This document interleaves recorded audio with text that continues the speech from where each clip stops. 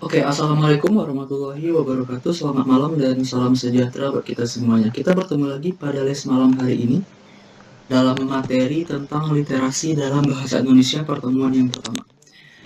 Oke, untuk pada malam hari ini kita mulai dari wacana atau paragraf. Nah, sebelum kita masuk ke contoh-contoh soalnya, akan saya jelaskan dulu apa itu wacana atau paragraf dan bagian-bagian. Oke, yang pertama itu kita mulai dari menentukan unsur paragraf ya. Kita mulai dari menentukan unsur-unsur dalam paragraf. Nah, ada di sini sekitar 4. Yang pertama itu adalah ide pokok atau gagasan utama. Yang kedua, kalimat utama paragraf. Yang ketiga, kalimat penjelas padu dan tidak padu. Dan yang keempat adalah simpulan paragraf.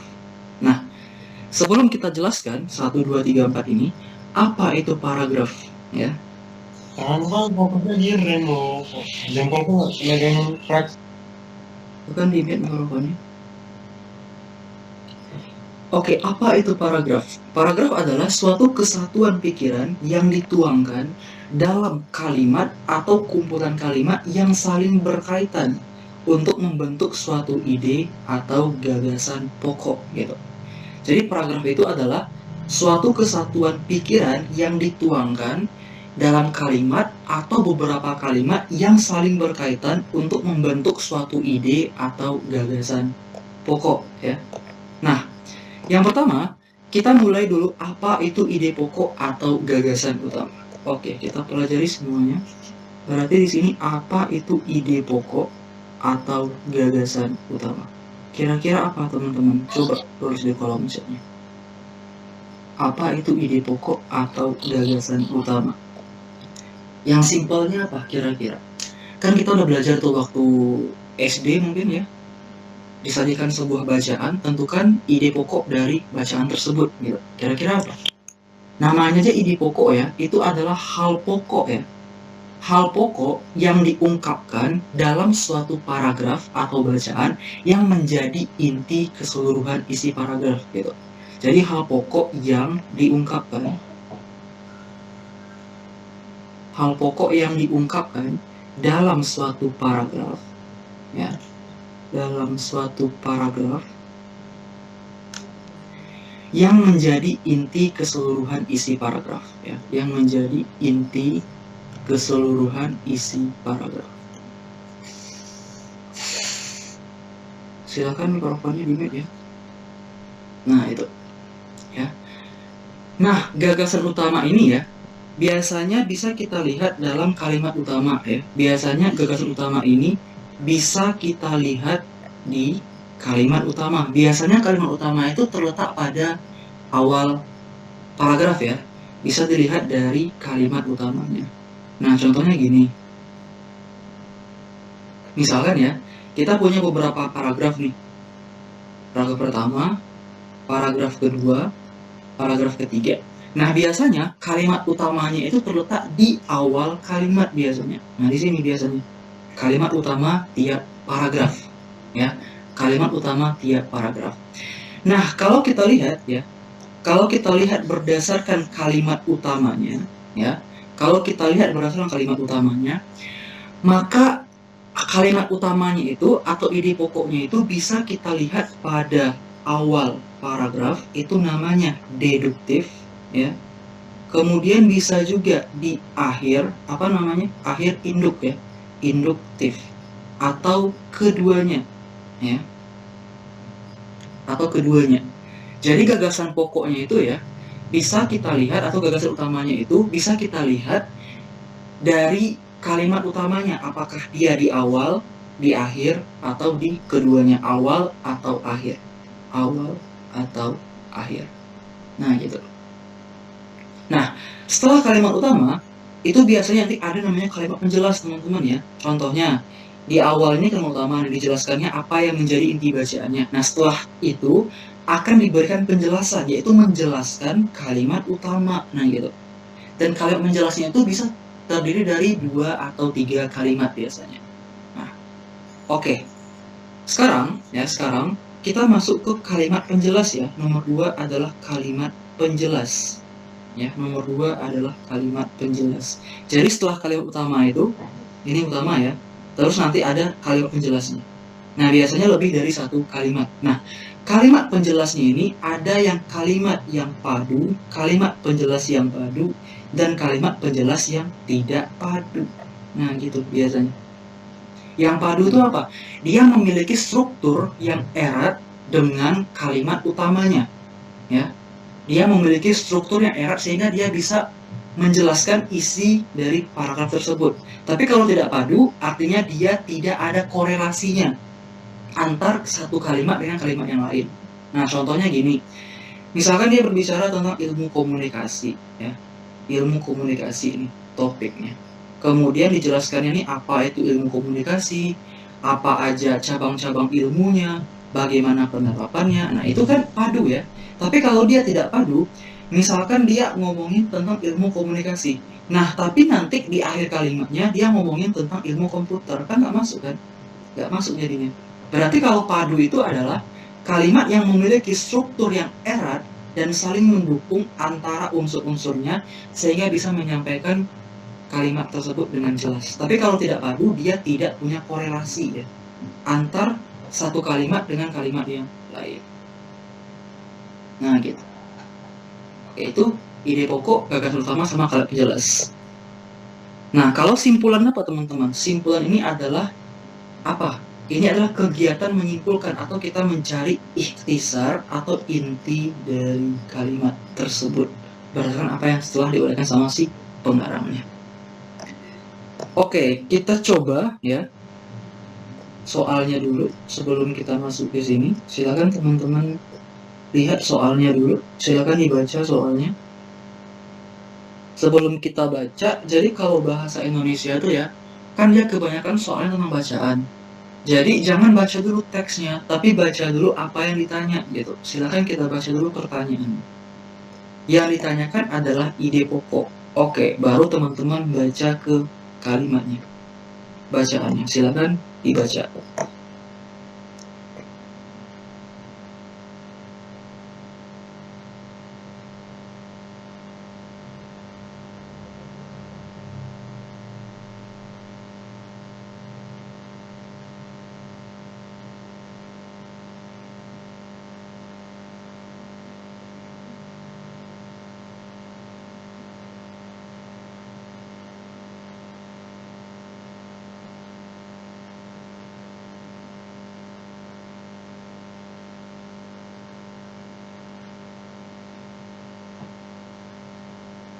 Oke, sudah dibaca. Silakan jawabannya apa? Jadi satu slide itu bacaannya, slide keduanya itu soalnya. Apa jawabannya? Ini kan mudah ya soalnya. Apa jawabannya? Ide pokok paragraf tersebut adalah, oke, Kak Vicky ajarin cara triknya. Perhatikan triknya ya teman-teman. Trik cepatnya. Ini kalau kita lihat ya, ini kan teksnya nggak panjang ya, bacaannya nggak panjang nih. Nah, jadi caranya gini, coba kita baca dulu kalimat pertamanya. Biasanya kalimat pertamanya itulah kalimat utama di sana, ya. Nah, coba kita baca di sini. Seperti halnya kalimat, sebuah paragraf harus memenuhi syarat-syarat tertentu, ya, syarat-syarat tertentu. Nah, paragraf yang baik dan efektif harus memenuhi syarat kohesi dan koherensi. Nah, kemudian dia menjelaskan nih, kohesi itu apa, koherensi itu apa, gitu. Jadi setelah ini, ya, nggak perlu teman-teman baca ya, kalau seandainya waktunya udah mepet gitu. Ini nggak perlu teman-teman baca. Kenapa? Karena ini merupakan kalimat penjelas. Artinya dia menjelaskan kalimat utama di awal tadi, gitu. Ya. Karena kalau kita lihat ya, kan paragraf tuh dia harus memenuhi syarat-syarat. Syaratnya apa? Di sini dia bilang syarat kohesi sama syarat koherensi di sini. Nah, dia jelaskan tuh kohesi itu apa, koherensi itu apa gitu. Jadi nggak perlu ini kita baca lagi, ya. Cukup baca di awalnya saja. Jadi idenya apa? Idenya apa? Hal pokok yang diungkapkan di dalam paragraf tersebut apa jadinya? Ya udah, langsung ketemu jawabannya di sini. Tadi adalah syarat-syarat. paragraf. Oke, selesai. Jawabannya adalah A. Kalau yang B, paragraf yang baik dan efektif, ini merupakan menjelaskan ini ya. Begitupun yang ini. Begitupun yang ini. Begitupun yang ini. Ini bukan ide pokok. Jadi ide pokoknya adalah syarat-syarat sebuah paragraf. Nah gitu. Oke, sampai sini paham nggak cara cepatnya? Jadi kalau kita lihat di sini ya, berarti berdasarkan letak kalimat utamanya, maka gagasan utamanya terletak di awal ya. Awal apa namanya tadi? Deduktif. Tapi kalau akhir namanya induktif. Nah, tapi biasanya kalau di teks-teks biasanya teks Indonesia itu biasanya kalimat utama tetap pada awal, jarang di akhir biasanya, ya, jarang pada akhir paragraf. Oke, itu contoh yang pertama ya. Masuk kita ke B lagi. Menentukan isi paragraf. Nah, di sini ada kalimat fakta, kalimat opini, dan tujuan penulis. Kalau fakta itu jelas ya, bisa dibuktikan kebenarannya ya. Ini fakta itu jelas dan bisa dibuktikan kebenarannya. Contohnya, triknya ya, ini ciri-cirinya. Kalau dia fakta itu dia biasanya menyajikan sebuah data, dan datanya itu bersifat valid teman-teman ya. Bersifat valid artinya contohnya apa? Contohnya kayak jumlah penduduk ya, jumlah penduduk, terus apa lagi? Data statistik biasanya. Nah, biasanya kalau kalimat fakta itu dia menyajikan angka di sana. Ya, menyajikan angka. Kalau dia sudah menyajikan angka di sana, berarti dipastikan bahwa kalimat itu adalah kalimat fakta gitu. Kalau dia sudah menyajikan angka di sana. Contohnya, jumlah penduduk pada tahun 2022 contohnya 250 jutaan katanya. Nah, jelas kan di sana 250 juta bla bla bla.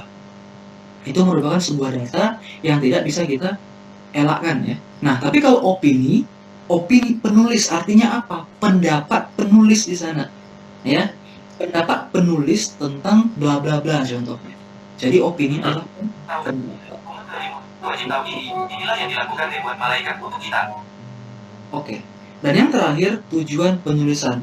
Apa tujuan si penulis bikin tulisan tersebut? Nah, contohnya nih, biasanya ini dia kalau bahasa Inggris ya ada kayak to entertain, to retell dan sebagainya. Contohnya kalau di sini untuk menginformasikan atau untuk mempengaruhi pembaca atau apa lagi?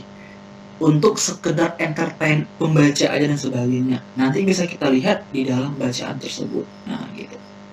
Itu untuk menentukan isi paragraf. Nah, yang ketiga, melengkapi berbagai bentuk dan jenis paragraf. Itu ada di sini kalimat yang tepat untuk melanjutkan isi paragraf. Ini ciri-ciri soalnya ya, nomor 1. Atau mungkin melengkapi bagian kalimat yang rumpang di sana. Contohnya dikasih beberapa paragraf, ternyata di sini rumpang gitu loh. Ya. Lanjutkan. Nah, kita dituntut untuk mengisi ini apa kira-kira. Atau mungkin kita melanjutkan ya, melanjutkan paragraf tersebut. Nah, itu untuk yang C. Nah, sekarang kita latihan soal lagi. Ada pertanyaan dulu? Bisa ya? Nah, oke. Silakan kerjakan. Ide pokok paragraf tersebut adalah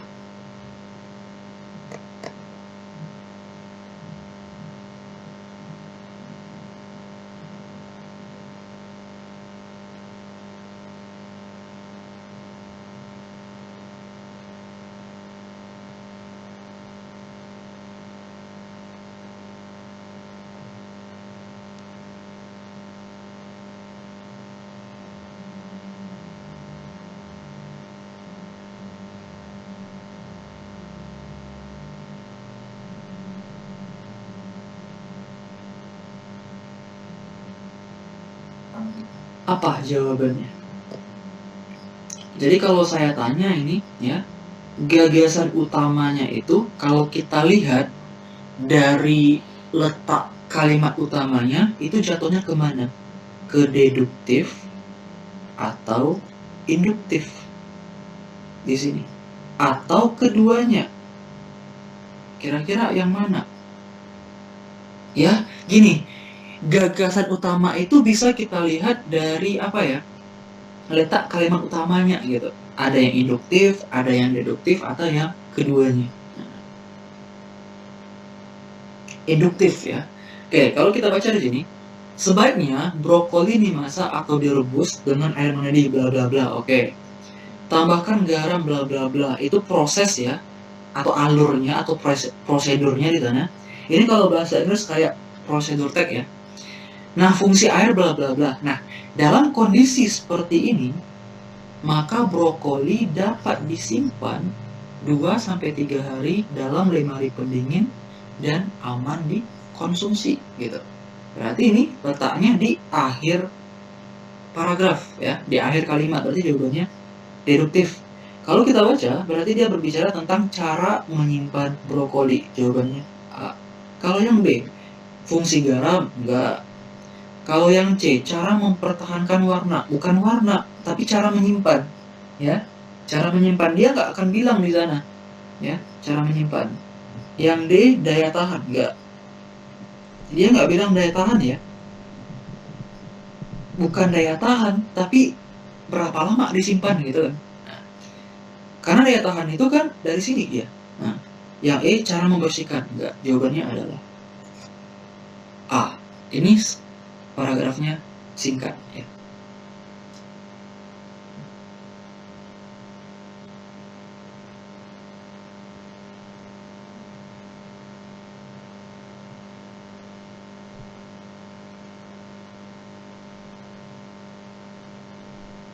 Oke, ada pertanyaan sejauh ini, silakan.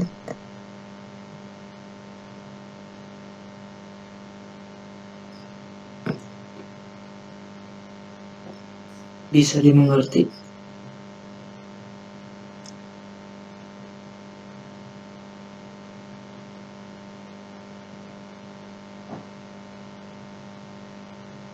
Oke, next. Nomor 3. Oke, di sini dia dibikin ya nomor apanya? Nomor kalimatnya. Kalau kita lihat ada sebanyak 5 kalimat. Oke.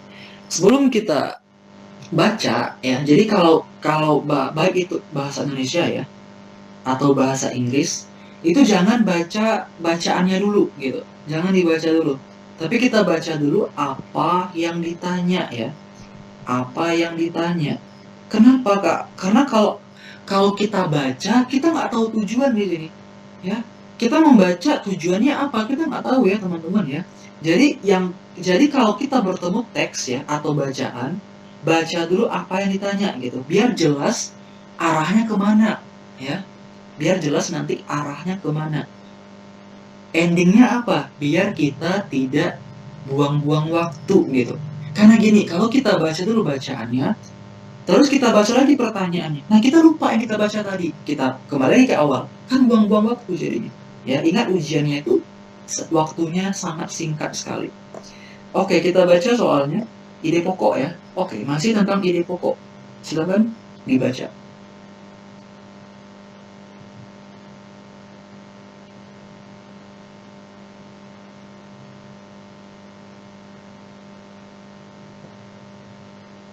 Masih banyak guru yang belum mengetahui adanya buku pelajaran digital.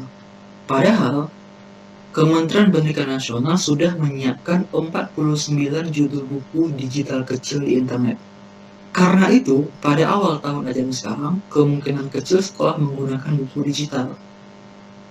Walaupun program tersebut sangat bermanfaat dan menguntungkan murid, orang tua, guru belum sepenuhnya memahami cara memperolehnya. Oke.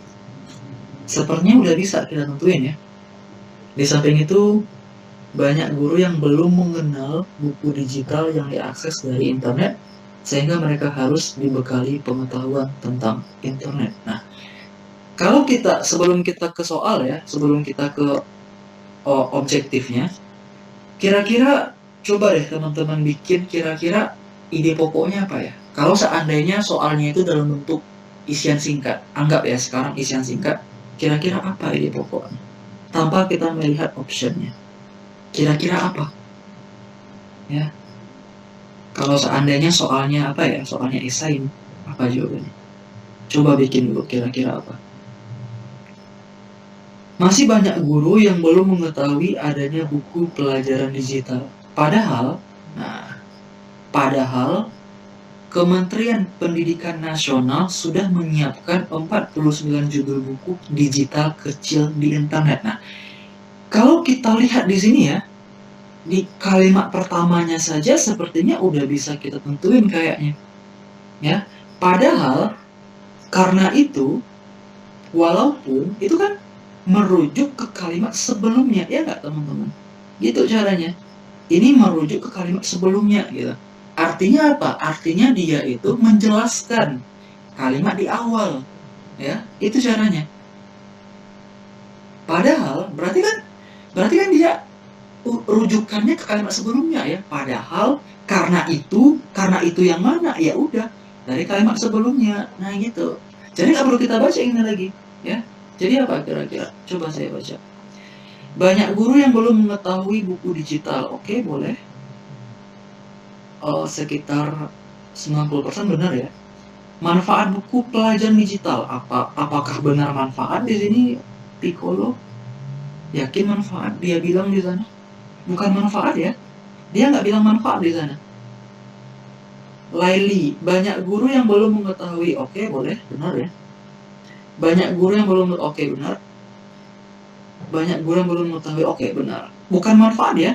Dia nggak bilang manfaat di sini. Ya artinya apa? Kalau kita lihat di sini, masih banyak guru yang belum mengetahui adanya buku pelajaran digital. Padahal berarti ini kan merujuk ke kalimat sebelumnya ya. Ini juga. Coba kita baca kalimat terakhir deh. Jadi gini, kalau teman-teman nanti kehabisan waktu ya, kalau teman-teman nanti udah mepet waktu ujiannya gitu, coba baca aja awal sama akhir aja. Coba ya. Tapi tidak disarankan kalau seandainya memang waktunya udah singkat, udah mepet ya. Coba kita baca akhir. Apakah dia kembali ke satu lagi? Coba. Di samping itu, banyak guru yang belum mengenal buku digital yang diakses dari internet, sehingga mereka harus dibekali pengetahuan tentang internet. Ya jelas, berarti jawabannya apa? Kalau kita baca, jawabannya apa? Silakan. A, B, C, D, E.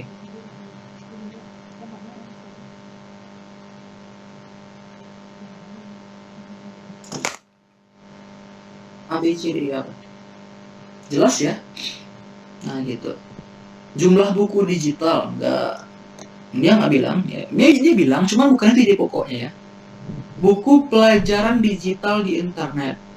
Oke, cuman bukan ini topiknya, bukan ini intinya ya. C, kemungkinan penggunaan enggak. Yang D, keuntungan. Dia nggak bilang keuntungan di sana ya.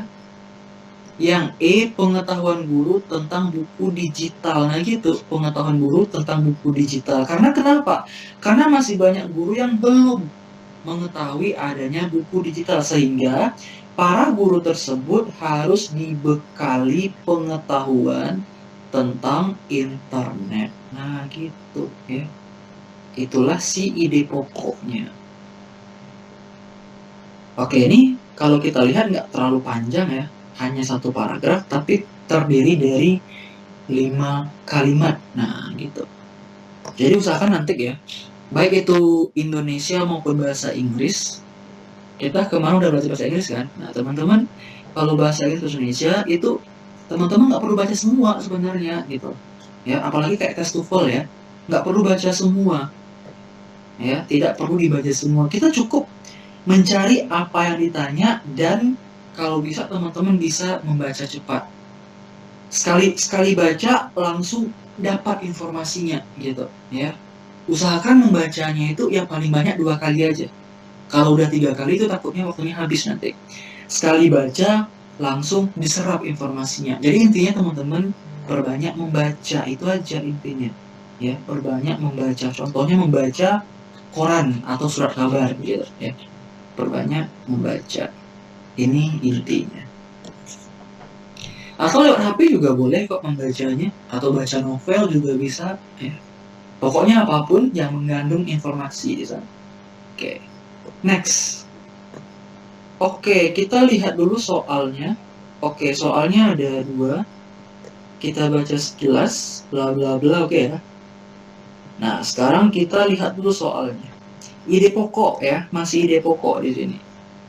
Kemudian kalimat utama terletak di mana? Oke, silakan dibaca. Apa jawaban? Silakan dibaca dulu.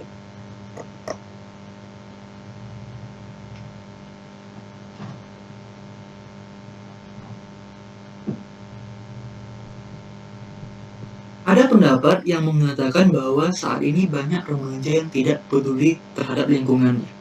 Hal ini, ini teman-teman bisa langsung nih menentukan hal ini apa ya, hal ini sebelumnya gitu. Berarti ini apa? Kalimat penjelas lagi. Ya, ini merupakan kalimat penjelas. Begitu pada ini, tuduhan tersebut yang mana ya sebelumnya, berarti ini juga kalimat penjelas, nggak perlu kita baca sebenarnya. Ya, nah gitu teman-teman caranya. Paham ya? Karena dari bacaannya aja bisa kita apakan, wah ini penjelas nih, ini utama nih gitu. Ya, jadi udah Kak Vicky sampaikan tadi, dia itu ada namanya kalimat utama dan kalimat penjelas ya, kalimat penjelas. Kalau kalimat utama itu selalu di awal paragraf gitu, kayak gini paragrafnya, ya. Ini kalimat utamanya, selebihnya kalimat penjelas lagi. Ya, kalimat penjelas. Nah, kalimat penjelas ini dia dibagi dua, ya. Ada yang padu, ada yang tidak padu gitu loh. Ya. Ada yang padu, ada yang tidak padu. Kalau dia padu berarti dia sesuai isinya. Berkesinambungan antara kalimat satu atau kalimat yang lain. Tapi kalau tidak padu berarti dia tidak ada korelasinya, tidak ada hubungannya di sana. Nah, gitu. Ya. Oke, kita baca ya. Ada pendapat yang mengatakan bahwa saat ini banyak remaja yang tidak peduli terhadap lingkungannya. Oke. Ya. Hal ini yang mana? Ya ini dong. Jadinya nggak perlu dibaca seharusnya. Tuduhan tersebut yang mana? Ya sebelumnya gitu. Artinya apa? Menjelas lagi. Ya. Memang benar ada sebagian remaja yang tidak peduli terhadap lingkungannya. Namun, masih banyak remaja yang peduli. Contohnya, di sekolah-sekolah ditekankan untuk memelihara kebersihan kelas. Nah, akan tetapi, mengapa masih banyak pula masyarakat? Oke, kalau saya tanya sekarang, ada nggak di sana kalimat yang tidak padu?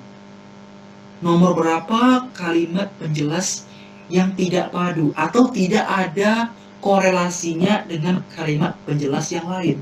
Yang mana? Ada nggak kira-kira? Atau nggak ada? Saya tanya sekarang, yang mana kalimat penjelas yang tidak padu? Nomor berapa kira-kira? Artinya dia itu tidak ada korelasinya antara kalimat dia itu dengan yang sebelumnya atau sesudahnya. 5 ya? Ya benar 5. Akan tetapi mengapa masih banyak pula masyarakat kita yang kurang memperhatikan lingkungan? Nah, agak rancu nggak teman-teman? Bukan rancu sih, tapi lebih kayak apa ya? Nggak ada hubungannya. Sebelumnya dia bilang remaja, ya nggak? Remaja dia bilang. Tapi di sini dia bilang, mengapa masih banyak pula masyarakat yang nggak ada hubungannya gitu loh. Jauh jaraknya, ya. Tidak ada korelasinya. Berarti 5 ini bukan kalimat penjelas yang padu, ya. Nah gitu caranya. Karena dia bilang remaja, ternyata di akhirnya bilang masyarakat yang ada hubungannya gitu kan. Walaupun dia masih bilang tentang lingkungan. Ya gitu. Karena kita di awal berbicara tentang sikap remaja di sana, ya. Oke, coba saya baca dulu. Yang teman-teman kirim ya. Pendapat bahwa banyak remaja yang tidak peduli terhadap lingkungannya. Oke, banyak remaja yang tidak peduli. Oke, benar ya. Berarti silakan kita pilih apa? Nomor 1 apa jawabannya? Nomor 1. Jawabannya? Ide pokok paragraf tersebut adalah yang mana? Hati-hati ya, jangan sampai salah. Kok ada yang C tadi? Pendapat tentang sikap remaja terhadap lingkungannya. Oke, boleh. Coba kita skip dulu ya, yang ini. Sepertinya jawabannya A ya, tapi kita skip dulu ya. Kita baca yang lain. Remaja dituduh tidak peduli terhadap lingkungannya. Nah, ini nggak masuk nih. Kalau kita baca di awal kan jelas tuh. Ada pendapat yang mengatakan bahwa banyak remaja yang tidak peduli terhadap lingkungannya. Hal ini, nah, berarti dia menjelaskan kan? Berarti nggak mungkin nih. Berarti ya A jawabannya. Ya, coba yang C. Kalau yang C, masih banyak remaja yang peduli. Ini bagiannya, ada yang peduli, ada yang tidak, gitu kan? Nah, berarti ini bukan. Karena dia bukan peduli di sini. Berarti ada yang peduli, ada yang tidak di sana. Nah, bukan C. Tidak semua remaja tidak peduli. Ya, bukan tidak semua juga. Ada yang peduli, ada enggak ya. Berarti ini salah.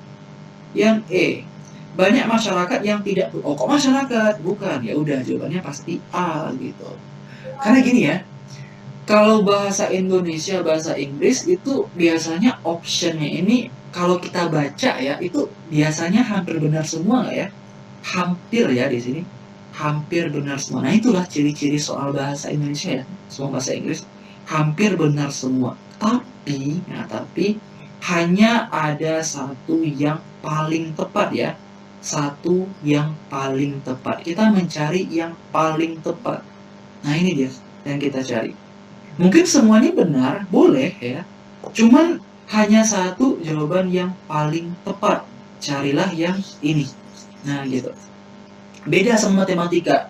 Matematika 1 tambah 1 ya 2. Tidak akan ada yang boleh membantah ya. 1 tambah 1 2.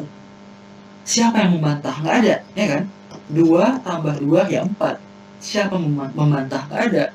Ya, jelas jawabannya, pasti. Tapi kalau kayak gini, kalau kita baca kok hampir benar ya ke antara A sama C.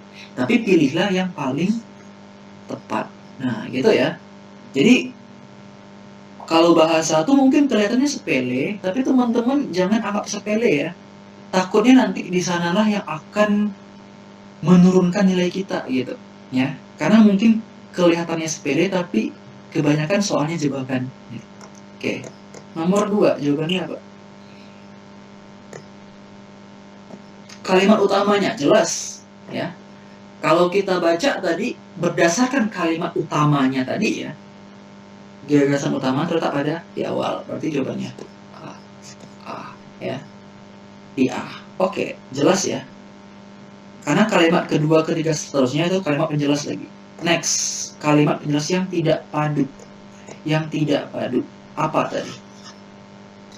Jelas 5, karena 5 dia bilang masyarakat. Walaupun dia masih bilang lingkungan, tapi apanya subjeknya masyarakat di sana. Kalau ini remaja. Nah, gitu. Oke, paham nggak sampai sini caranya, ya? Jadi intinya cara kita membacanya, cara kita menentukannya, gitu loh. Menentukan yang mana ide pokoknya, kalimat utamanya, penjelasnya dan sebagainya. Paham ya? Paham ya cara penjelasan Kak Vicky ya? Oke gitu ya. Jadi ingat triknya di sini Kak Vicky fokusnya sama cara langsung to the point apa jawabannya gitu. Ya cara langsung menjawabnya, trik-triknya ya. Kayak gitu. Walaupun teksnya panjang ya nggak masalah gitu loh. Yang penting kita paham ya apa yang kita cari di sana. Begitupun bahasa Inggris kemarin ya. Bahasa Inggris kemarin itu kan agak panjang-panjang tuh, ya udah kita fokus sama apa yang ditanya aja di sana. Next, soal berikutnya dia makin lama soalnya makin panjang ya teman-teman, soalnya makin sulit. Oke, next, kalimat penjelas yang tidak padu. Jelas nih, apa jawabannya? Yang tidak padu ya, ya jelas ya jawabannya. Bengawan Solo kembali mengamuk.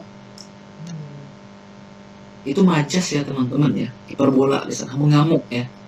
Atas eksploitasi, destruksi, dan keserakahan manusia.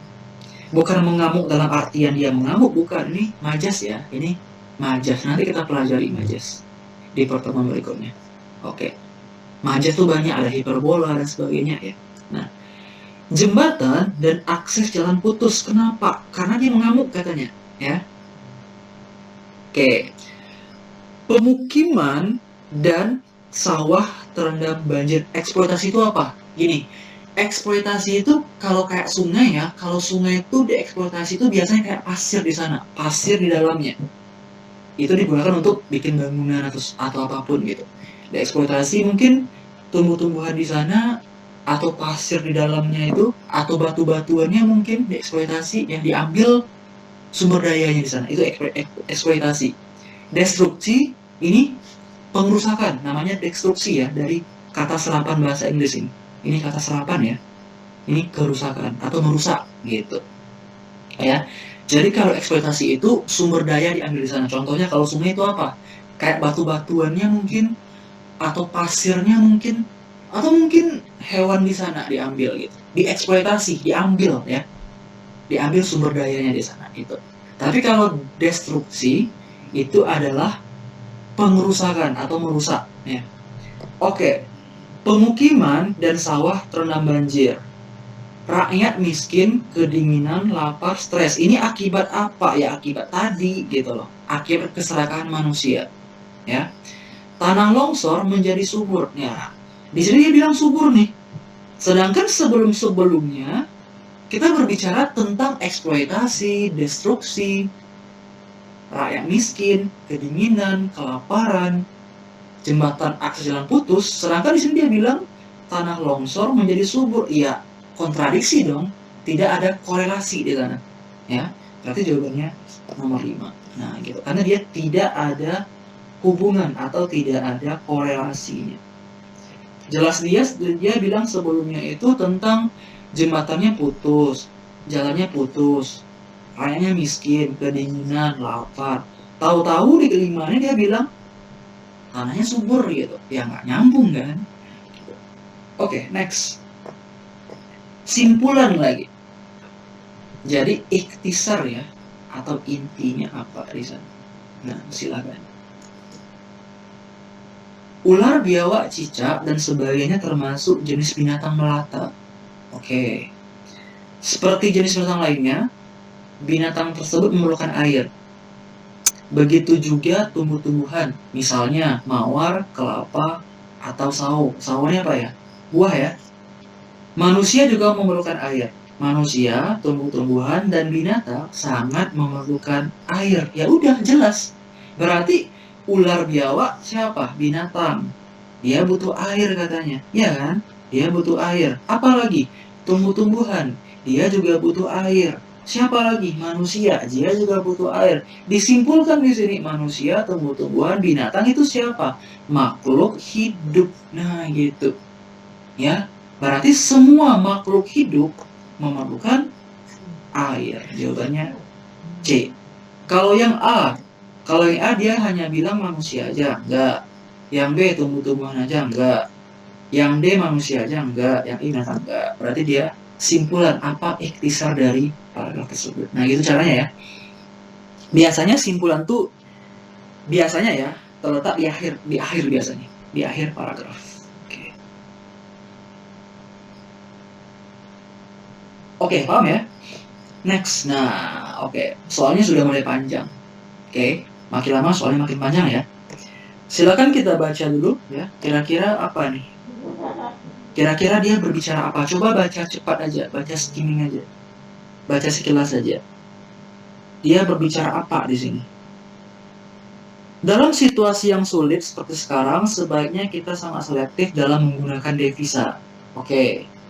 Kita harus memanfaatkan betul devisa bla bla bla. Oke, nah coba kita baca pertanyaannya dulu.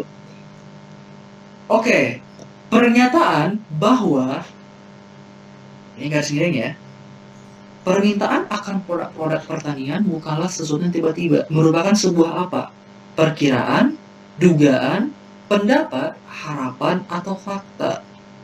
Nah, ini kita langsung baca ke dalam bacaan tersebut ya. Nah, kita cari nih di paragraf kemana ya, atau kalimat nomor berapa. Ini pertanyaan yang pertama ya. Yang kedua, pernyataan bahwa lebih baik apabila departemen bla bla bla itu merupakan apa? Perkiraan, kesimpulan, pendapat, saran, atau fakta ya. kita baca ke kalimat atau bacaan yang tadi. Ini terletak di paragraf keberapa gitu. Oke, dan judul yang tepat. Judul yang tepat untuk bacaan di atas. Artinya harus kita baca semua. Oke, kira-kira apa judul yang tepat di sini? Oke, nah silakan teman-teman baca teksnya, silakan. Agak panjang ya, nggak apa-apa. Kita belajar sekarang.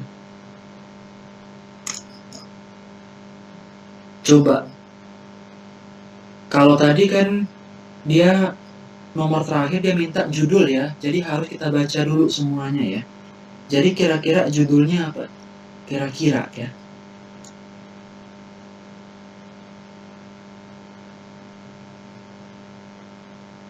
Dalam situasi yang sulit seperti sekarang, sebaiknya kita sangat selektif dalam menggunakan devisa. Kita harus memanfaatkan betul devisa yang sangat terbatas ini untuk kepentingan yang benar-benar perlu, terutama impor barang produktif yang berorientasi ekspor. Nah, kalau paragraf kedua dia bilang pertanian ya. Permintaan akan produk-produk pertanian bukanlah sesuatu yang tiba-tiba. Nah, ini yang tadi ya. Nah, ini apa kira-kira? Apa nih?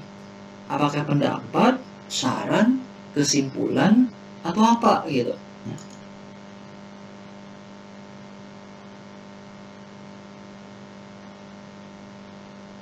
Nah, kalau yang paragraf ketiga dia bilang, sekarang impor daging lagi. Nah, gitu. Daging.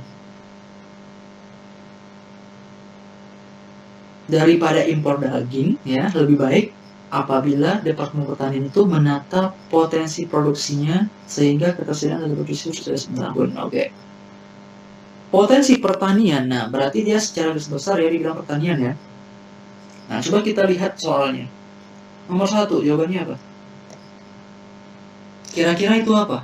Perkiraan, dugaan, pendapat, harapan, fakta. Kira-kira.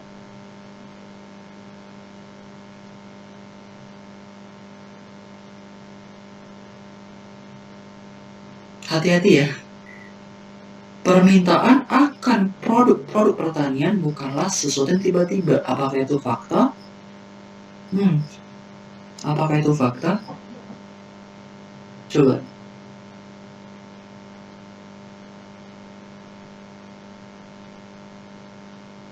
Oke, coba kita kembali ya ke teksnya ya.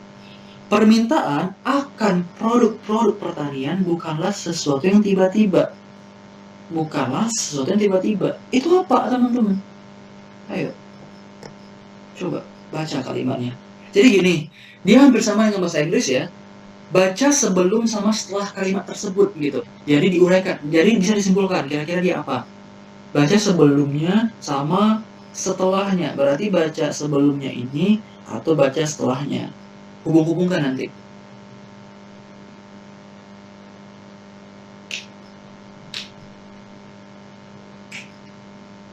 Apa kira-kira? Permintaan akan produk-produk pertanian bukanlah sesuatu yang tiba-tiba. Siklusnya sudah jelas. Sejak dahulu ketika permintaan pada saat lebaran, sementara permintaan berasnya meningkat di musim paceklik. Nah, gitu. Kira-kira apa? Dia bukan kalimat setelahnya, tapi sebelumnya dilihat ya. Tapi kalimat itu tersebut bukan kalimat setelahnya. Tujuannya kalimat setelahnya itu untuk mengetahui ini apa gitu ya.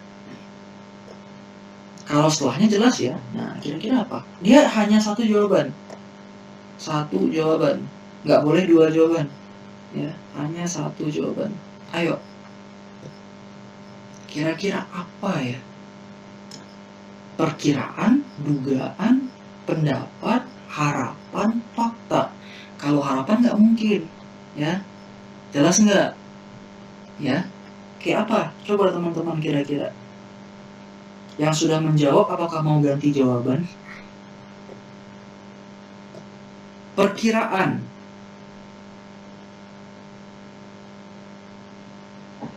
Dugaan, pendapat, fakta. Apa? permintaan akan produk-produk pertanian bukanlah sesuatu yang tiba-tiba. Kalau perkiraan dugaan ini kan sama ya, bukan ini jawabannya, tapi dia adalah pendapat ya, adalah pendapat dari si penulis. Nah gitu.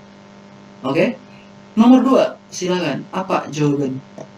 Pernyataan bahwa lebih baik apabila Departemen Pertanian bla bla bla bla merupakan sebuah apa?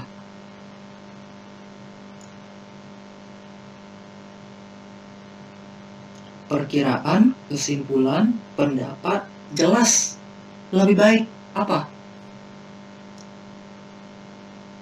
Saran. Oke, yang terakhir, judulnya apa? Judul yang tepat untuk bacaan di atas adalah pemberdayaan devisa, permasalahan impor, pemberdayaan Departemen Pertanian, pemberdayaan potensi pertanian, atau pemberdayaan teknologi tepat guna. Dia berbicara apa di sana? Hati-hati, ya. Apakah pemberdayaan devisa? Ayo, judul ya di sana.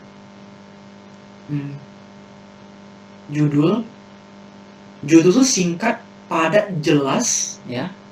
Dan kalimatnya tidak bertele-tele, gitu. Kalau judul singkat, padat, jelas, to the point, tidak bertele-tele. Dan dia, kalau kita baca judulnya aja, kira-kira kita langsung tahu, oh ini loh yang dibicarakan di dalam bacaan itu, gitu loh. Kayak kita baca koran ya, judulnya besar-besar, kira-kira dari judulnya aja kita tahu tuh kira-kira apa yang dibahas di sana. Nah gitu ya.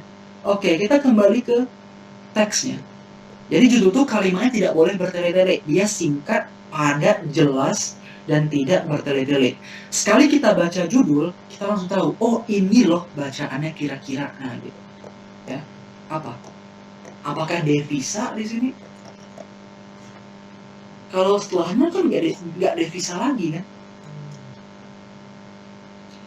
Oke, baca kalimat terakhir deh teman-teman ya. Coba baca kalimat terakhir, paragraf terakhir maksudnya. Potensi pertanian Indonesia besar sekali, ya. Budaya pertanian bukanlah sesuatu yang asing bagi masyarakat Indonesia. Tinggal bagaimana memperkenalkan kebijakan yang kondusif dan teknologi tepat guna kepada masyarakat sehingga produktivitas pertanian bisa meningkat. Sebelumnya dia juga pertanian, dia bilang sebelumnya juga pertanian. Ayo, kira-kira apa judul yang tepat di sini? Silakan dibaca lagi ya. Karena pertanyaan yang paling sulit itu sepertinya judul. Cara kita nentuin judul gitu. Daripada kita berpolemik, ya.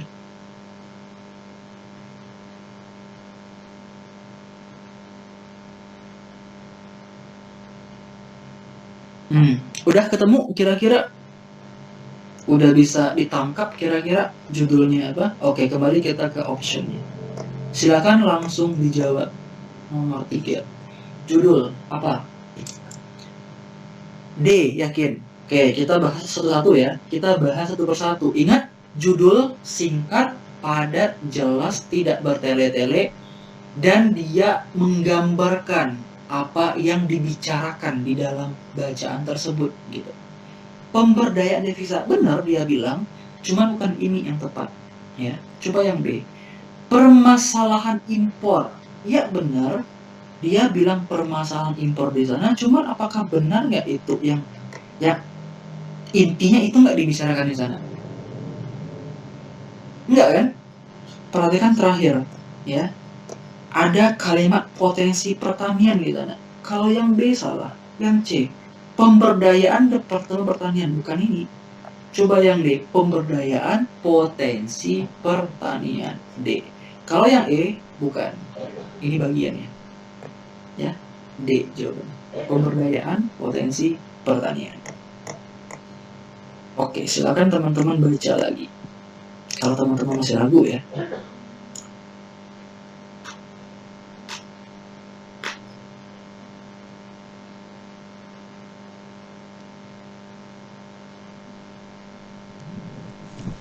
Oke, bisa ya?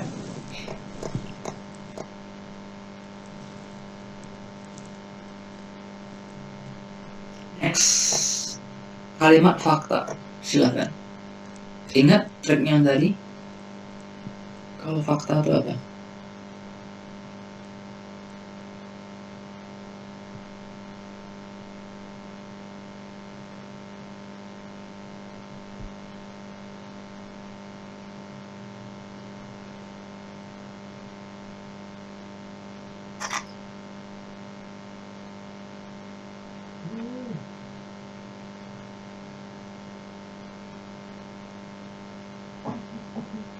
Udah ketemu? Diskursus soal daftar pemilih tetap atau DPT berkembang dan berubah dalam ekstrim yang berbeda. Sebelum hari pemilihan 11 Juli, sejumlah tim sukses mempersoalkan DPT tersebut karena adanya beberapa pemilihan ganda, pemilih yang sudah meninggal, dan pemilih yang sebenarnya tak berhak untuk memilih, tapi namanya masuk dalam DPT. 2 hari menjelang pilkada, itu fakta kan? 2 hari menjelang pilkada, KPU Jakarta bahkan mencoret lebih dari 20.000 pemilih. Coba kita lihat kalimat ketiganya. Kira-kira ini fakta atau opini, teman-teman? 2 hari menjelang pilkada, ya jelas fakta kan? KPU Jakarta bahkan mencoret lebih dari, ini kan fakta nih. Ya, dari totalnya 6,9 juta. Ingat yang tadi, kalau dia ada angka dan jelas sumbernya, berarti dia itu fakta. Ya, berarti nomor 3 dipastikan dia fakta. Satu-satunya jawaban ya hanya 3, ya cuma ini doang kan. 35. Coba nomor 5, benar nggak? Pemilih protes karena mereka tidak tercantum di dalam DPT. Ya benar, gitu. Ya, karena masalahnya di sini ada nama pemilih ganda, pemilih yang sudah meninggal, maupun pemilih yang tidak berhak memilih tapi namanya masuk dalam DPT gitu. Artinya gini, daftar pemilih tetap itu datanya tidak valid di sana, ya. Ada yang meninggal masuk ke DPT, ada yang tidak berhak memilih masuk namanya ke sana. Artinya mereka protes gitu. Ya, D. Next. Tujuan. Nah, tujuan penulis dalam kutipan tersebut adalah apa tujuannya? Kita bisa membaca ya. Gini caranya. Kita bisa baca aja dari kalimat awalnya aja. Menjelaskankah? Atau memberitahukankah? Atau mengingatkankah? Atau mengajarkan? Atau menginformasikan? Nah, yang mana? Ya, sama kayak bahasa Inggris ya. Kalau kemarin kita belajar to inform, to entertain, to retell, ya, to persuade the reader, to motivate it, dan sebagainya gitu. Nah, jadi lihat aja di awalnya. Ini kalau option yang seperti ini pasti pertanyaan tentang tujuan. Menjelaskan cara kerja KPU benar atau salah? Coba kita baca di sini. Ya. Coba kita baca. Sebelum sehari pemilihan 11 Juli, sejumlah tim sukses mempersoalkan daftar pemilih tetap, ya, yang kelebihan pemilih karena adanya dugaan pemilih ganda, ya, pemilih yang sudah meninggal dan pemilih yang sebenarnya tak berhak memilih tapi namanya masuk dalam DPT gitu. Nah, 2 hari menjelang pilkada, KPU Jakarta bahkan mencoret lebih dari 20.000 pemilih. Dari jumlah pemilih mencapai 6,9 juta. Ya, artinya KPU itu dia mencoret lebih dari 20.000 pemilih. Kenapa? Karena ada namanya pemilih ganda yang meninggal sama yang tidak berhak memilih. Nah, pada hari pemilihan, setelah pemilihan tersebut, diskursusnya yang berkembang justru berbeda gitu. Pemilih protes karena nama mereka tidak tercantum di dalam DPT. Ya, berarti nomor apa jawabannya? Lewat deh ini. Menjelaskan cara kerja KPU, ya enggak kan? Dia tidak bilang di sana cara kerja KPU, enggak. Dia bilang di sana ada daftar nama pemilih ganda, itu intinya di sana.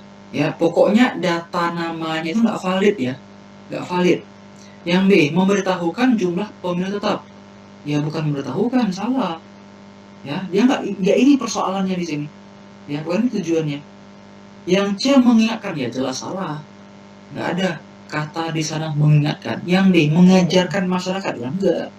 Yang benar menginformasikan kepada pembaca bahwa data daftar pemilih tetap belum akurat. Kenapa belum akurat? Karena banyaknya dugaan daftar pemilih ganda di sana. Makanya KPU mencoret namanya, ya. Nah, gitu. Berarti jawabannya E. Gitu ya.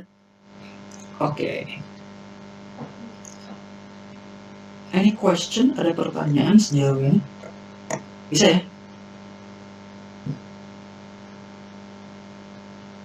Pemilik protes karena nama mereka tidak tercantum di dalam DPT ya. Nah, ini jelas ya. Pemilik protes karena nama mereka tidak tercantum di dalam DPT. Ya jelas lah mereka protes. Karena mungkin yang namanya tak berhak memilih. Terus yang berhak memilih tidak dicantumkan namanya gitu. Jadi ini protes. Ini fakta jadinya kan. Nah, fakta gitu. Nomor fakta. Oke, next. Nah, ini dia agak panjang ya. Oke, sebelum Kak Vicky lanjut ke soalnya, coba teman-teman baca sekilas dulu deh. Kira-kira dia berbicara apa di sini? Ya. Kira-kira dia berbicara apa nih? Ini soalnya banyak ya. Khasiat susu, oke. Mungkin teman-teman sudah pernah bahas sebelumnya nih. Yang pertama, masalah pokok yang dibahas. Nah, ini beda lagi pertanyaan. Kalau tadi kan kita bahas ide pokok, sekarang masalah pokok lagi. Nah, berarti ini kita lebih ke apa ya? Detail information ya. Mencari informasi detail di dalam teks. Nah, gini, Kak Vicky jelaskan dulu ya. Kalau dalam bahasa Inggris itu ada namanya detail information, artinya ada yang dijelaskan langsung, ada yang tidak gitu. Begitupun bahasa Indonesia, ya. Kita di sini dituntut mencari informasi detail atau detail information. Nah, dia ada dua tipe di sini. Ada yang tersurat atau stated di sini ya, Inggrisnya, atau ada yang tersirat atau unstated ya, unstated gitu. Nah, kalau yang tersurat dia jelas ada di dalam bacaan. Contohnya, dia bilang manfaat susu bla bla bla, ada di sana. Tapi kalau tersirat, kita sendiri yang mencari atau menyimpulkan sendiri apa yang dibilang di dalam teks. Dia tidak akan bilang secara langsung. Nah, dia tidak bilang secara langsung, tapi kita sendirilah yang menyimpulkan sendiri gitu. Ya. Begitupun pertanyaan yang ini. Masalah apa yang mereka bahas?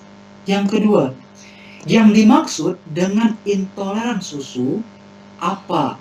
Ini jelas, berarti ini dia ada di dalam bacaan. Berarti dia minta detail information atau informasi detailnya.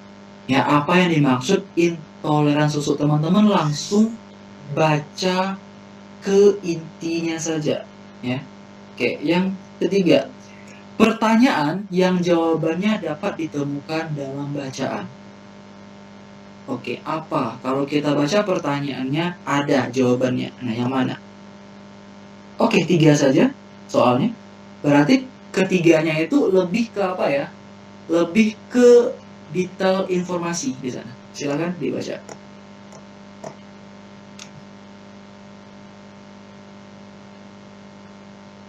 Ingat cara yang tadi yang Kak Vicky ajarin itu? Hal ini apa ya sebelumnya dong gitu ya. Walaupun khasiat susu bagi tubuh kita sudah tidak diragukan lagi, tetapi tidak setiap orang dapat mengkonsumsinya dengan baik gitu. Hal ini kenapa? Hal ini apa? Ya hal ini gitu. Kalimat sebelumnya ya. Hal ini ada dua kemungkinan. Karena memang dia tidak suka, atau memang secara biologis dia nggak bisa menerima susu itu di dalam tubuhnya. Ya, nah dijelaskan lagi nih. Yang pertama ini penyebabnya, yang kedua ini penyebabnya. Berarti ini kalimat penjelas lagi teman-teman gitu ya. Nah gitu. Oke, silakan dibaca dulu deh. Nanti Kak dijelasin.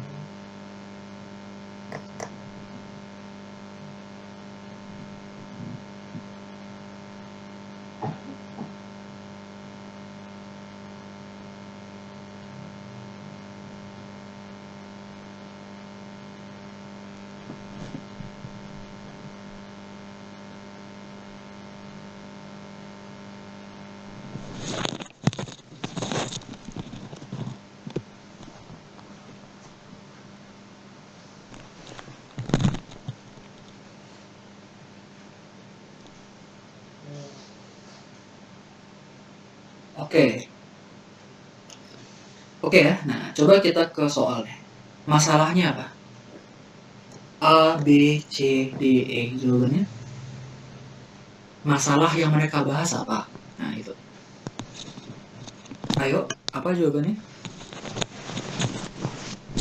Khasiat susu bagi manula, manfaat susu fermentasi, kelebihan susu, penanganan kendala mengkonsumsi susu, kandungan gizi. Nah, ayo, ya, hati-hati teman-teman. Dia masalahnya apa di sana? Gitu. Apakah B? Yakin B? Ayo. Berarti teman-teman harus membaca apa ya? Harus membacanya secara detail gitu. Karena dia bilang masalah di sana, masalah apa yang dibahas. Hampir sama juga kok kayak apa ya, kayak ide pokok ya. Cuman ini lebih ke apa? Lebih ke yang pastinya gitu, masalahnya apa ya. Ayo. Khasiat susu bagi manula, apakah dia bilang khasiat? Kalau dia bilang khasiat ya, contohnya gini. Mengkonsumsi susu bisa, kalau untuk manula itu dia bisa memperkuat tulangnya. Atau istilahnya memperpanjang umur dan sebagainya. Itu khasiat. Apakah dia bilang di sana? Ya enggak. Ya kan? Atau dua, manfaat susu fermentasi. Iya benar. Tapi apakah ini poinnya di sana? Manula itu orang tua ya. Manula itu orang tua. Ya. Ya. Nah, yang C kelebihan. Apakah dibilang? Enggak. Oke, kita bahas ya. Oke, di sini Kak Vicky akan coba meringkasnya ya, teman-teman. Ya, gini cara. Perhatikan. Cara Kak Vicky meringkasnya. Oke. Walaupun khasiat susu bagi tubuh kita sudah tidak diragukan lagi, ya. Tetapi ada beberapa orang yang memang tidak bisa mengkonsumsinya secara baik gitu. Hal ini disebabkan oleh dua. Yang pertama, perhatikan ya. Yang pertama memang dia tuh tidak suka ya. Memang dia itu tidak suka susu gitu loh. Ya, ini cara Kak Vicky meringkas ya, perhatikan. Cara kita meringkasnya biar lebih mudah gitu memahaminya. Nah, yang kedua kenapa? Karena mungkin secara biologis di dalam tubuhnya itu tidak bisa menerima susu gitu loh, atau namanya intoleran bahasa kedokterannya. Atau dia memang secara biologis tidak bisa menerimanya ya. Secara biologis tidak bisa menerima ya, tidak bisa menerimanya. Oke, atau namanya intoleran namanya. Itu bahasa kerennya ya, intoleran. Oke. Nah, dia ada dua nih. Orang-orang itu tidak bisa mengkonsumsi susu karena dua. Emang tidak suka atau memang tubuhnya itu tidak bisa menerima susu tersebut, ya. Nah, kemudian dia bilang nih ada solusi di sini, ya kan? Dia bilang ada solusi. Kalau tidak suka susu, solusinya apa? Dibilang di sini. Caranya menambahkan sari jeruk, nambahkan sari markisa, apel. Pokoknya dia menambahkan sari-sari buah di sana. Contohnya kayak dikasihnya kayak sari buah apel, sari jeruk gitu loh. Biar yang rasa enek tadi atau nggak suka tadi berubah menjadi suka. Ada solusi di sini. Ya, menambahkan perasa istilahnya. Nah, gitu ya. Menambahkan perasa. Ya. Itu solusinya. Nah, tapi kalau secara biologi solusinya apa Kak? Baca di sini.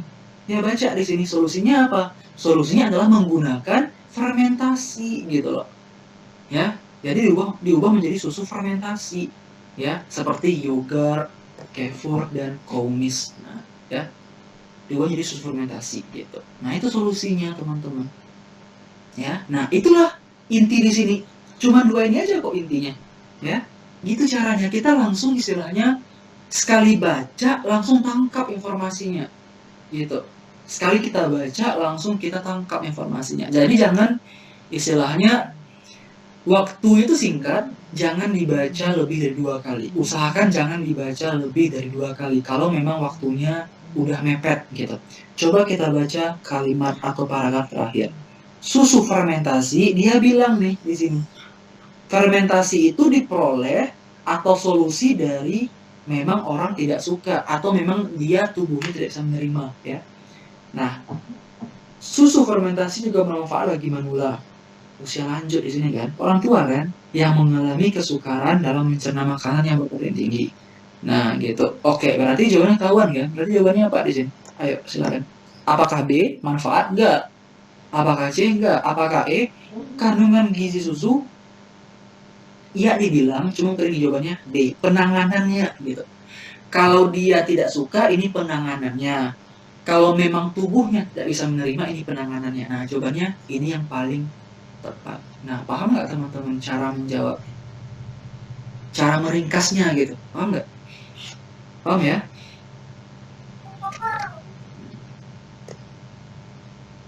Oke, next. Silakan di-mute ya mikrofonnya siapa. Yang dimaksud intoleran susu apa? Ada tadi di kalimat atau paragraf kedua ya? Nah, ya. Apa jawabannya?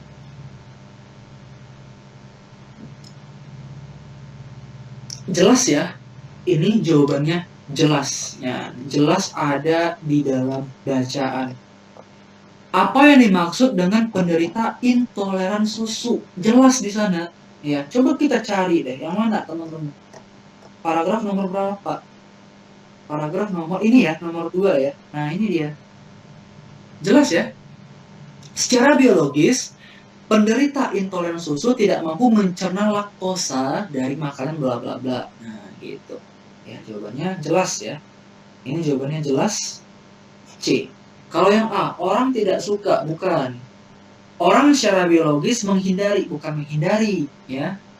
Bukan menghindari laktosa, bukan. Orang secara biologis tidak dapat mencerna, ini kata kuncinya, mencerna kandungan laktosa. Ini poinnya. Ini poin pentingnya. Yang warna kuning ini ya. Kalau yang D, orang yang suka minum susu yang sudah diubah rasanya, bukan. Yang E juga hanya boleh, bukan. Oke, next. Pertanyaan yang jawabannya ada di dalam bacaan. Silakan. Udah kita bahas panjang-panjang tadi kira-kira apa? Mengapa penderita intoleran tidak mau mengkonsumsi susu? Itu yang A. Yang B, bagaimana mengurangi kadar laktosa? Apakah dibilang di dalam teks tadi? Enggak. Nomor B enggak, ya. Yang C, bagaimana proses fermentasi? Dibilang enggak di sana? Bagaimana alurnya atau bagaimana prosedurnya? Nggak dibilang kan? Nah, nggak dibilang di sana, ya, nggak dibilang. Dia hanya bilang kalau orang yang tidak bisa mengkonsumsi secara biologis fermentasi aja katanya, gitu kan? Dia nggak bilang proses di sana. Yang D, benarkah? Nah, kalau benarkah itu jawabannya 2, iya atau enggak. Nah, gitu, iya atau enggak. Benarkah semua susu bubuk berkadar laktosa rendah? Apakah bisa langsung kita tentuin? Nggak ada kan? Ini nggak bilang di sini. Yang E, apakah susu fermentasi lebih baik? Dia tidak ada mengcompare di sana atau tidak membandingkan. Jawabannya ya jelas A. Kalau yang A itu jawabannya apa? Mengapa penderita intoleran tidak mau mengkonsumsi susu? Karena apa? Ya jawabannya ada di sini. Nah gitu ya, tidak mampu mencerna kandungan laktosa. Gitu, paham ya teman-teman? Soalnya panjang tapi pertanyaan 3 cuma. Dan pertanyaan itu beda-beda ya. Oke, next. Paham sejauh ini? Silakan pertanyaan. Ini pernah keluar ya ujian, soalnya teksnya pernah keluar di dalam ujian. Paham ya? Oke, ini pernah keluar di SBMPTN tahun-tahun lampau ya. Nah, ini pernah keluar di dalam ujian soal SBMPTN tahun-tahun sebelumnya. Ya, soal TO benar-benar. Oke, next. Nah, oke, soalnya panjang. Yang ditanya 3. Oke, kita baca dulu pertanyaannya sama kayak tadi ya. Oke, di sini ada 1, 2, 3, 4. Kita baca dulu sekilas ya. Dia berbicara apa nih? Apa yang dia bilang di sana? Oke. Dia bilang bendungan, ya. Perubahan, oke. Maksudnya apa efek dari bendungan di sana kepada ikan, tumbuh-tumbuhan dan sebagainya. Oke, coba kita baca pertanyaannya. Judul yang paling tepat, dia minta yang paling tepat ya. Apa di sana? Kalau kita baca ABC-nya aja ya, sepertinya kita bisa langsung nentuin ya jawabannya ya. Sepertinya gitu loh. Manfaat, akibat, oke. Coba yang D. Pernyataan berikut yang sesuai. Kecuali. Berarti dia minta informasi detail ya, informasi detail. Pernyataan berikut yang sesuai. Tapi kecuali berarti yang salah ya. Dia minta yang salah. Oke? Berarti harus kita baca. Nah, itu harus kita baca. Sama kayak bahasa Inggris. Mana pernyataan berikut yang benar? Nah, gitu. Berarti harus kita baca semua. Terakhir. Bacaan di atas membicarakan yang tersebut di bawah. Kecuali. Oke. Kembali kita ke teks. Silakan. Apa judulnya? Kira-kira. Judulnya apa ini? Jelas ketahuan ya judulnya apa? Oke, baca lagi deh.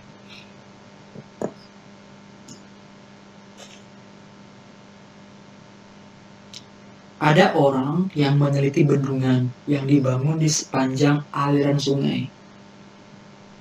Oke, majalah sains, telah menemukan perubahan habitat di sepanjang pinggir sungai, tempat pembangunan bendungan.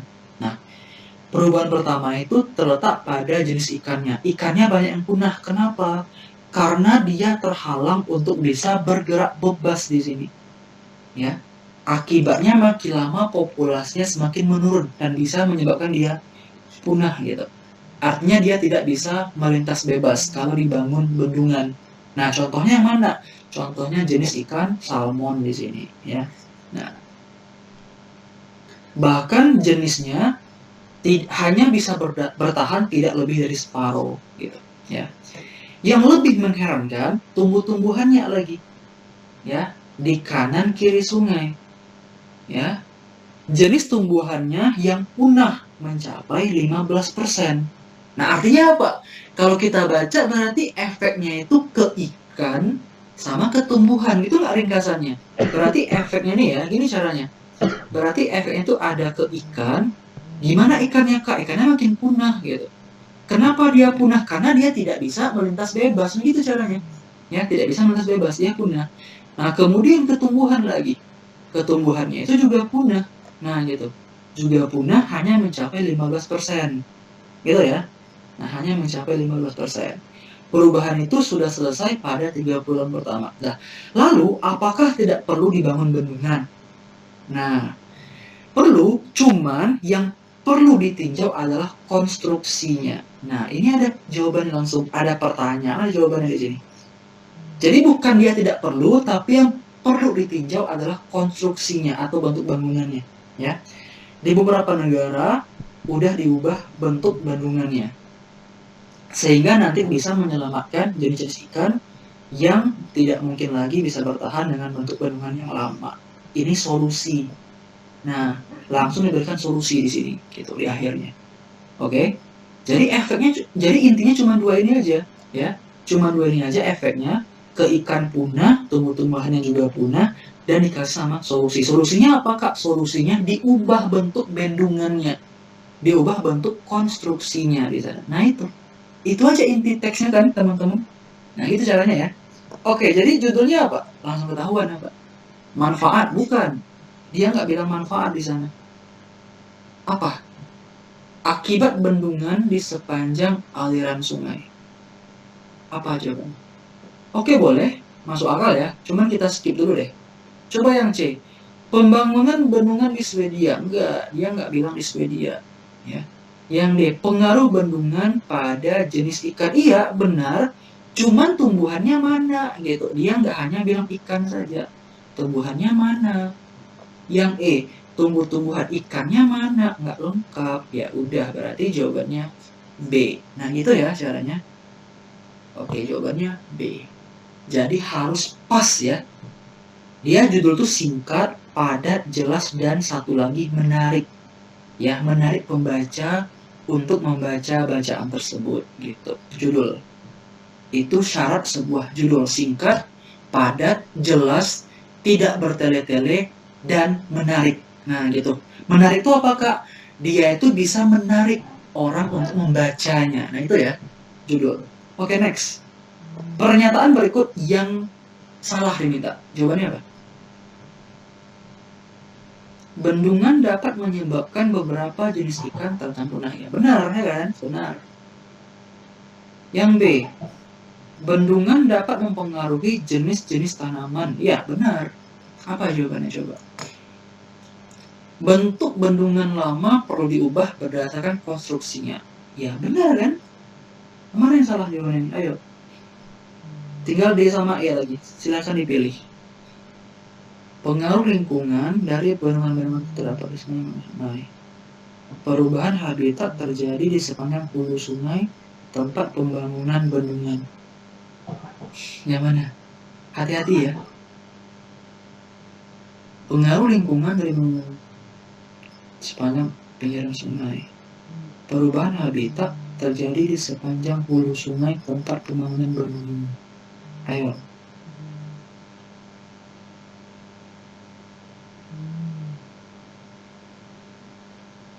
Yang jawab E kenapa? Yang jawab D kenapa? Yang E itu ayo. Yang E apa yang bikin kita nggak mau milih E di sana? Apa kata yang tidak bisa kita milih E? Apa kata yang kita tidak mau milih E di sana? Yang mana kata yang salah? Hulu. Apakah dia bilang hulu di sana? Hulu. Apakah dia bilang hulu? Kan kalau sungai itu kan ada hulu kan? Hulu ke hilir ya. Hulu ke hilir. Apakah dia bilang hulu di sana? Kita baca deh. Silakan baca lagi. Nggak ada kan? Dia hanya bilang pinggir sungai aja. Ya nggak? Kiri kanan di sini. Ya udah, jelas jawabannya. Ya di E jawabannya. Selesai. Itu ya. Nah, next. Bacaan di atas membicarakan yang di bawah, kecuali yang salah lagi. Yang salah lagi. Dampak bendungan terhadap lingkungan, perubahan habitat di sepanjang hulu, bendungan dapat menghalangi ikan-ikan bebas. Pengaruh bendungan terhadap keamanan. Di beberapa negara telah dilakukan proyek pengubahan. Tinggal A sama B. Yang mana? Ini benar ya? Nah, ini benar nih. CDE benar. Jawabannya B. Oke, selesai.